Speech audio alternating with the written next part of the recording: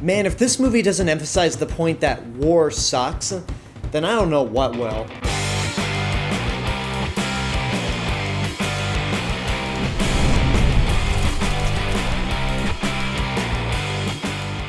Hey everyone, it's Alexander, the real Mr. Robinson, and this is my review for 1917, which is a war movie set during World War I. It tells the story of two soldiers who are sent on a mission to call off an attack well beyond where they're established because there's going to be an ambush from the German army. And it's even more crucial because one of the soldiers who's a part of this planned attack is the brother of one of the two soldiers who is sent to basically give the message.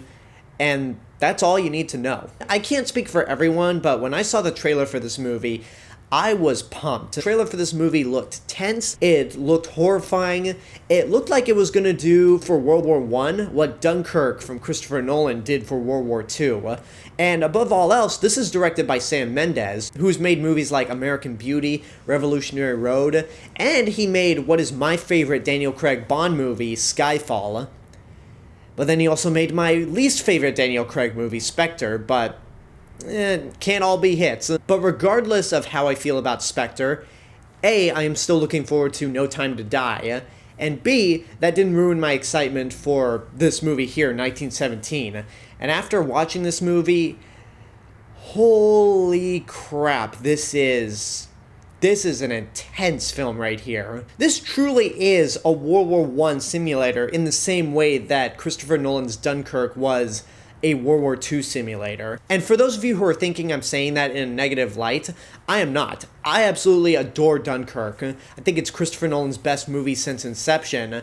And this movie right here, I don't know if I could say it's better than Dunkirk because they're both marvelous technical achievements, but in very different ways. And the big technical achievement that people are talking about with this movie is the cinematography, which is done by Roger Deakins. And he really needs no introduction at this point. He's one of the best DPs working in the industry. He shot Skyfall, he shot most of the Coen Brothers movies, and most of Denis Villeneuve's movies, including Blade Runner 2049, which he won an Academy Award for, rightfully so. And with this movie, I think he's going to win another one. Because the way this film is shot, it's presented as if it's one long take. Just like with Alejandro Inarritu's Birdman and Alfred Hitchcock's Rope. And not only is the illusion of one shot impressive, because I'm sure there's a lot of editing that had to take place to make this all so seamless, but the way it's just shot really shows war as hell.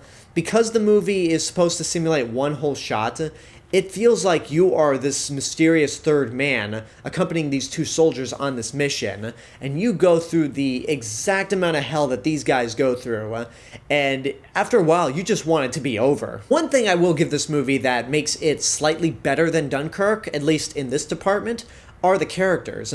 Because with Dunkirk, there really wasn't a whole lot of character in that movie. And I gave Dunkirk a pass because it kind of represents how these soldiers are dealing with this situation.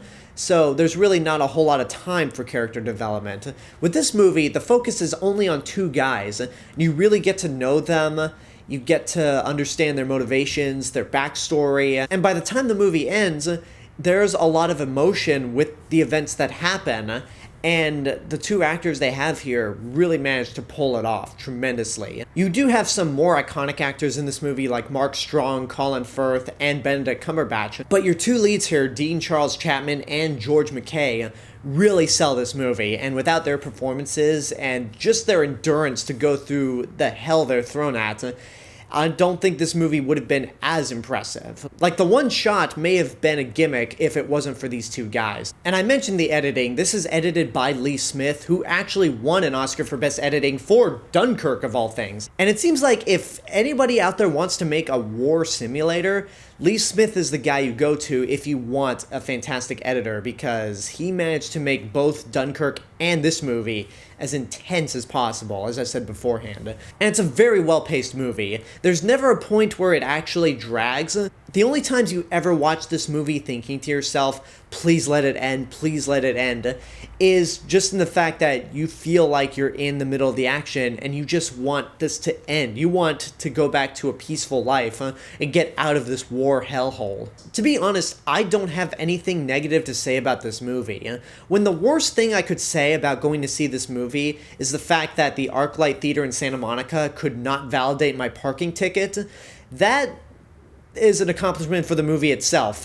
It's intense, it puts you on the edge of your seat, the cinematography is absolutely outstanding, these two actors are great, you get to know these characters by the time you get to the end of the movie, it's expertly edited. I feel like this movie is gonna really be a strong contender for a lot of technical achievements, mainly in cinematography and editing. And the score by Thomas Newman is fantastic as well. Not as intense as Hans Zimmer's score in Dunkirk, but this score really does get the job done as well. And while I don't have anything negative to say about this movie, I don't think there was anything about it that I truly loved, so I'm just gonna say worth seeing in your lifetime. This is gonna be a big Oscar movie, so if you're into that kind of stuff, it's something you can't miss. And I think I might like Dunkirk a little bit more just because that movie really did put me on the edge of my seat. But that's not to put down this movie at all, because if anything, 1917 actually does the one thing that Dunkirk couldn't do, which was make war truly horrifying. There are a lot of scenes in this movie, and just small shots